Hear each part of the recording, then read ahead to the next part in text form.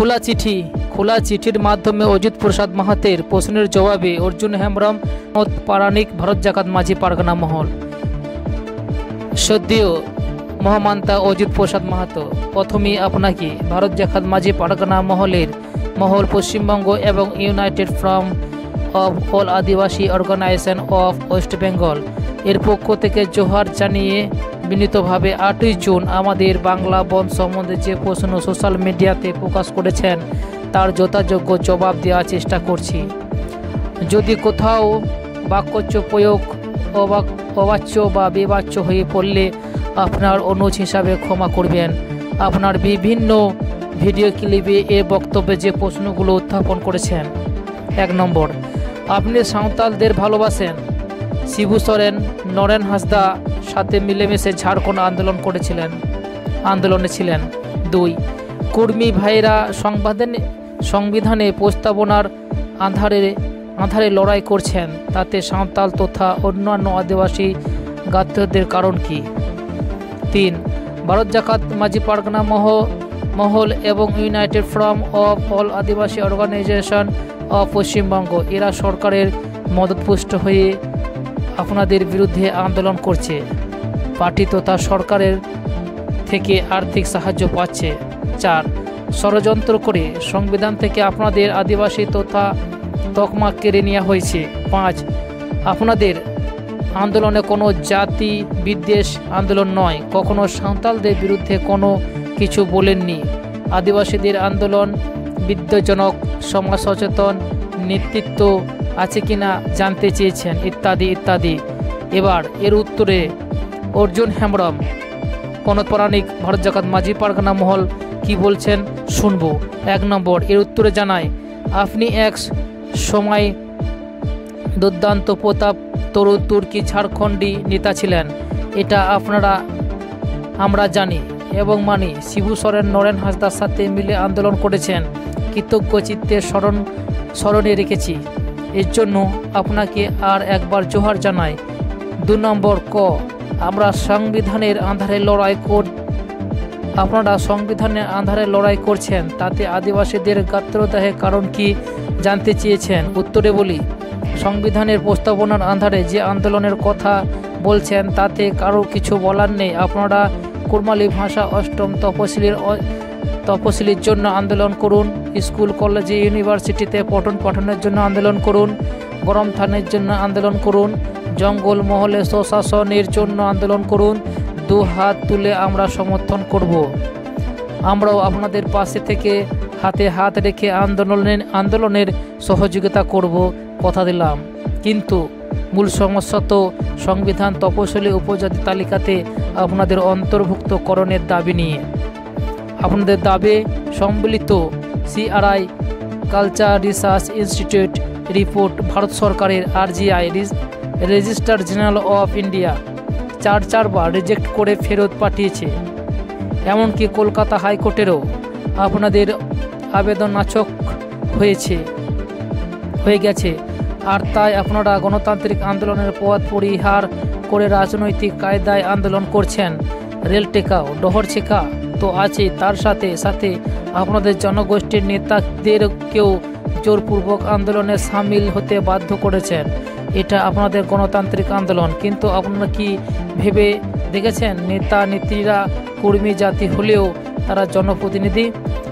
সাধারণ আসন বা অসংরক্ষিত থেকে আসন থেকে নির্বাচিত জনগণের সব গোষ্ঠীর ভোটে নির্বাচিত প্রতিনিধি। তাদের জনপ্রতিনিধিত্বের মূল দায়িত্ব থেকে কবজা করে কেবলমাত্র আপনাদের কর্মীদের প্রতিনিধিত্ব হিসাবে দেখতে চাইছেন। এটা কি অগণতান্ত্রিক বিষয় না? আপনাদের দেখা দেখি আমরাও কিন্তু এই পদ্ধতি অবলম্বন করব। Every action has is equal and offsite reaction. এখন আপনারা কোন ক্রমে শিডিউল ট্রাইব তালিকায় অন্তর্ভুক্ত হলে আপনাদের সুবিধা হবে ঠিকই, কিন্তু আমাদের আদিবাসীদের যে সমূহ ক্ষতি, আদিবাসীদের জন্য সংরক্ষিত সমস্ত পদই যে আপনাদের কবজায় চলে যাবে। আপনারা এখনও সংরক্ষণের ওবিসি তালিকায় আছেন, একটা সুবিধা তো পাচ্ছেন, আবার কেন ST তালিকায় আসতে চাইছেন? আমরা সবাই জানি সিধু কানু সাঁওতাল বিদ্রোহের ফলস্বরূপ CNTSPT এর সৌজন্যে আদিবাসীদের সম্পত্তি হস্তান্তরযোগ্য নয়। কোনো আদিবাসীদের জমি জায়গা নিতে পারবে না।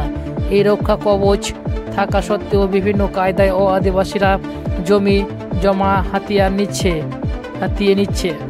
আটকানো যাচ্ছে না। এখন যদি আপনারা ST হয়ে যান তবে সরাসরি আইন সিদ্ধিভাবেই নিতে পারবেন। যেহেতু আমরা আদিবাসীরা আত্মসচেতন জনগোষ্ঠী নয়, কয়েক বছর পরেই আমরা ভূমিহীন সর্বহারা পরিণত হব। যেহেতু আপনারা লেখাপড়ার দিক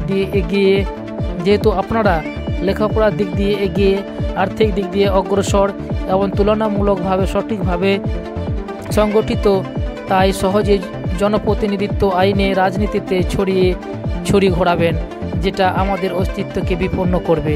শিক্ষা এবং জীবিকায় এই চাকুরিতে এখনও ST না হওয়া সত্ত্বেও যেভাবে আপনারা ফেক ST হিসাবে দখল করছেন, ST হলে কি করবেন সহজেই অনুমেয়। এরপরেও বলবেন আমরা আপনাদের বিরোধিতা করব না। 3 নম্বর, আমরা নাকি সরকারের মদতে কোনো রাজনৈতিক দলের আর্থিক সহযোগিতায় টাকায় আন্দোলন করছি। আপনি নাকি আমাদের ভালোবাসেন, এমন কথা কি করে বললেন? আমি ওপেন চ্যালেঞ্জ জানাচ্ছি যে যদি প্রমাণ করতে পারেন তো আমরা আপনাদের ST হওয়ার জন্য সহযোগিতা করব। বরং আপনাদের দিকেই অভিযোগ আঙুল উঠেছে। বিজেপির সাংসদ দিলীপ ঘোষ সরাসরি আপনাদের আন্দোলনে সাহায্য করেছেন বলে মিডিয়াতে প্রচার করেছেন। অজিতবাবু, বুকে হাত দিয়ে বলুন তো, এটা একটা গোটা ট্রেনকে বুক করে দিল্লি যাচ্ছেন কার টাকায়? 4 নম্বর, আপনাদের অভিযোগ ষড়যন্ত্র করে আদিবাসী তালিকা থেকে আপনাদের বাদ দেওয়া হয়েছে। আপনি শিক্ষিত, সমাজ সচেতন মানুষ। এরকম ভাষাভাষী অভিযোগ না করে সোজাসুজি বলুন কে ষড়যন্ত্র করেছিলেন, কার জন্য আপনারা বঞ্চিত? আপনাদের কোনো দেশ নেই? কারা বলেছিলেন আমরা আদিবাসী নই, আমরা ক্ষত্রিয় কর্মী মহাসভা কি আমরা গঠন করতে বলেছিলাম? তখনকার সামাজিকায় উঁচু জাত হওয়ার বড্ড লোভ হয়েছিল, সম্মান পাওয়ার বুখায় ছিলেন। আবার এখন শখ হলো আদিবাসী হবেন। স্বাধীনতার 75 বছর পরে হঠাৎ করে মনে হলো ST হতে হবে। স্বাধীনতার পর থেকেই যদি এই আন্দোলনটা করতেন তাহলে আজ এই দশা হতো না। আপনি তো নিজেকে সমাজ সচেতন মানুষ বলে দাবি করছেন। আচ্ছা বলুন তো, স্বাধীনতার সময় যদি আপনারা কর্মী ক্ষত্রিয় মহাসভা গঠন না করে ST তালিকায় অন্তর্ভুক্ত হতেন তবে জঙ্গলমহলে রাজনৈতিক আন্দোলন কোন খাতে বইত? আপনারাও অর্থনৈতিকভাবে অগ্রসর শিক্ষিত জনগোষ্ঠী, তারা কিন্তু নিচু জাত বিচার না করে ST হয়েছিলেন। আর আপনারা উঁচু জাত হতে গিয়ে পুরো ঝাড়খণ্ডকে বহিরাগতদের হাতে ছেড়ে দিয়ে তাদের হাতে তকমা খেতে চাইলেন এবং ডুলুং দিয়ে সব জল তো বয়ে শুকিয়ে গেল, চড়া পড়া মোড়া গাঙে ভাকড়া চাইলে পাবেন কোথায়? স্বাধীনতার অনেক পরে মানভূম জেলা ভেঙে যখন 2 টুকরো হয়ে একটা পুরুলিয়া জেলা হলো, পশ্চিমবঙ্গের সাথে যোগ হলো, আপনারা মুখ্য ভূমিকায় ছিলেন। তখন কেন ভাষা সংস্কৃতি বিশেষ অধিকার চাইলেন না? মুখে সমাজ সচেতনতার কথা বললে হবে না, কাজ করে দেখাতে হয়। আপনাদের আন্দোলন সবসময় আত্মঘাতী আন্দোলন রূপে দেখা দিয়েছে। 5 নম্বর, আপনাদের আন্দোলন না জাতিবিদ্বেষ নয়। আমি জোর দিয়ে বলছি আমাদের আন্দোলন কোনো জাতি গোষ্ঠীর বিরুদ্ধে নয়। আমরাও কারো অধিকার খর্ব করতে চাই না, কিন্তু সংবিধান আমাদের যতটুকু অধিকার দিয়েছে তা কখনোই হারাতে চাই না। কিন্তু শেষ রক্তবিন্দু দিয়েও তাকে রক্ষা করতে চাই।